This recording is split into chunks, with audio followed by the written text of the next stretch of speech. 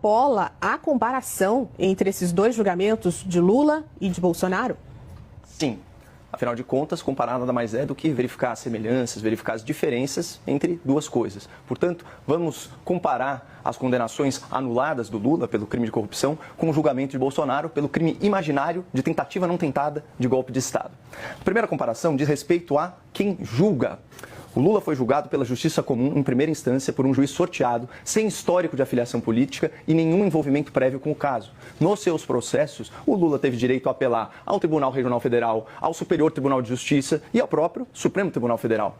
E antes de ter as suas ações penais anuladas pelo STF, o Lula foi julgado e condenado por unanimidade, por 10 juízes, em 3 graus de jurisdição, em 3 estados diferentes da nação, Paraná, Rio Grande do Sul e Distrito Federal, ao longo de anos de processo.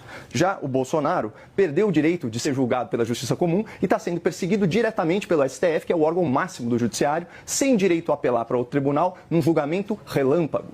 E no Supremo, alguns dos juízes da ação penal contra o Bolsonaro já declararam em público sua intenção de derrotá-lo politicamente, já o processaram, já advogaram a favor do PT e são aliados históricos do senhor Lula da Silva. A segunda comparação diz respeito às provas do processo. No caso do Lula, implicado no escândalo do Petrolão, havia múltiplos delatores que eram réus confessos e denunciaram aí uma série de vantagens indevidas recebidas pelo petista.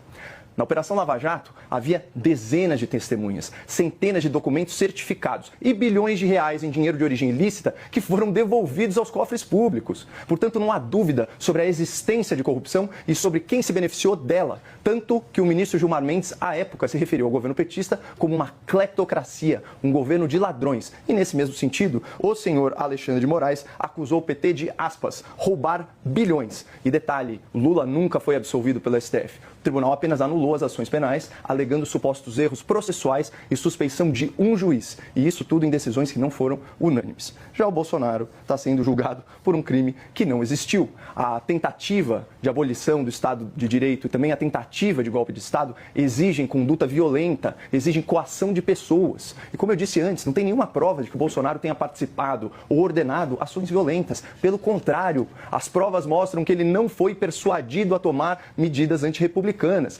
Trocou o comando das Forças Armadas antes mesmo da posse do novo governo e estava no exterior, hospitalizado, quando houve a baderna do 8 de janeiro.